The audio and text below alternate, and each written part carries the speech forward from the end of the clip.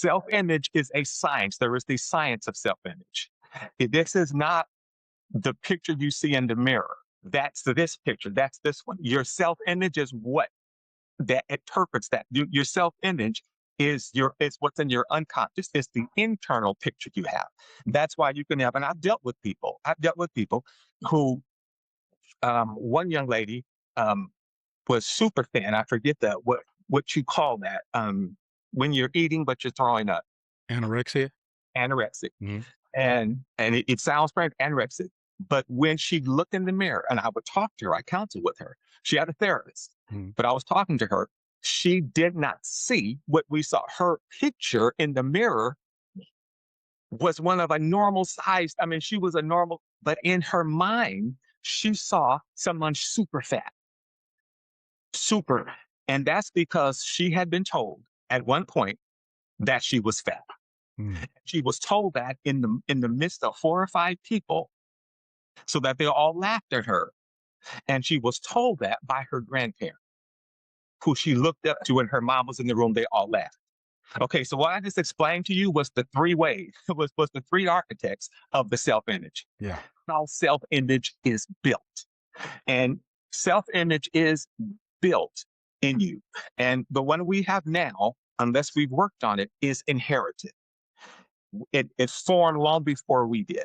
So it becomes the internal picture. Now, in that scenario I told you, now there are three architects or three builders of your self image. This is how we got here. This is extremely important because this is how it changes. Number one, authority figure, whoever you looked up to. And we're talking usually when we are younger. That's when this starts. Our image is formed when we're young before we have any say in it. So whatever authority voices we looked up to, it could have been an aunt, an uncle, a coach, a friend, but whoever it is, that is that authoritative voice that said something to us when we were young, you don't think about that, just goes directly into your image. And when it goes there, we don't question it. We just live from it.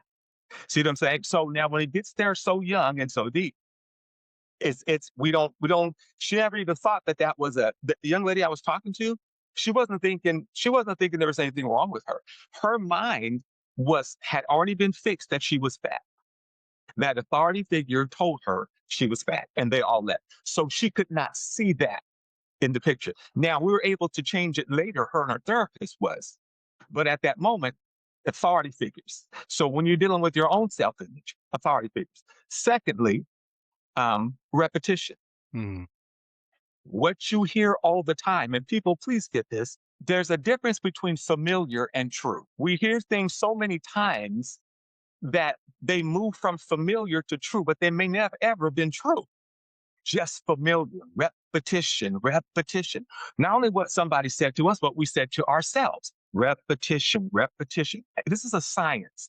Neurons that fire together wire together. Mm. Meaning this, if they keep firing together, I keep thinking about the same time, they wire together.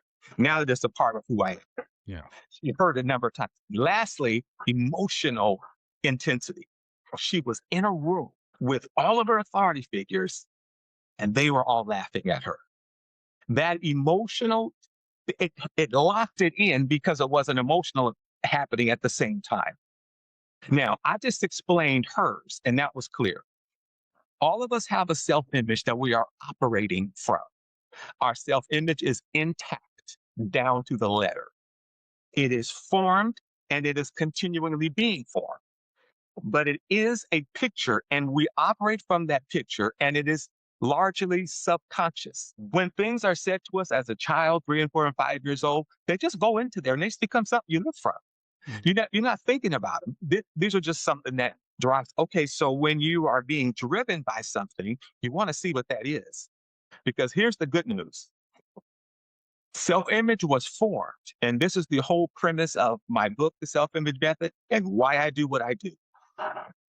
Self image is formed so it can be reformed. Mhm. It is built so it can be rebuilt. I'm not talking about personal growth right now. I'm talking about the root of personal growth. Yeah. The root of personal development is self image Mm. because it's the picture I see of myself. Anything I develop on top of that will be from that picture. Mhm. You see Mm. what I'm saying? Yeah. So we get right to the root of it. and we have a program that walks us through it. But those are the three areas that we have to walk through: the authority, the repetition, the experiences that we have, so that we can see why we are where we are.